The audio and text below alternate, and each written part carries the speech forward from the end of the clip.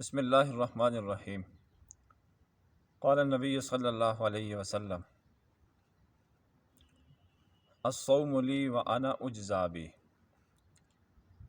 نبی کریم صلی اللہ علیہ وسلم کا فرمان مبارک ہے کہ اللہ تعالیٰ نے ارشاد فرمایا ہے کہ روزہ میرے لیے ہے اور میں ہی اس کی جزا دوں گا، اور ایک روایت کے اندر آتا ہے وانا اجزا بہ، میں ہی اس کی جزا ہوں۔ تو یہ بڑی سعادت کی بات ہے کہ اللہ تبارک و تعالیٰ نے ساری عبادات کو ظاہر رکھا ہوا ہے۔ نماز، زکوٰۃ، حج یہ ظاہر ہے، باقی لوگوں کو بھی نظر آ رہی ہوتی ہے، لیکن روزہ ایک ایسی مخفی عبادت ہے کہ اللہ کے سوا کسی کو معلوم نہیں ہوتا کہ یہ روزہ ہے۔ اس لیے اللہ تعالیٰ نے اس حدیث قدسی کے اندر یہ ارشاد فرمایا ہے الصوم لی، روزہ میرے لیے ہے، یعنی میرے بندے کے درمیان راز ہے۔ وَأَنَا أَجْزِي بِهِ، اس کی جزا بھی میں ہی عطا کروں گا۔ اور اس کی جزا کیا ہے؟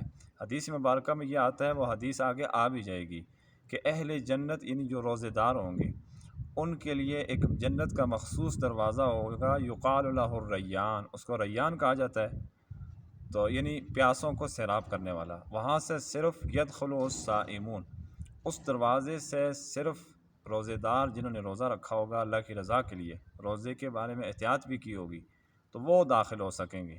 اور جب وہ داخل ہو جائیں گے تو اس دروازے کو بند کر دیا جائے گا، لیکن وہاں سے ان کو سیراب کر کے بھیج دیا جائے گا جنت کے اندر، یعنی پہلا اعزاز ان کو یہ ملے گا۔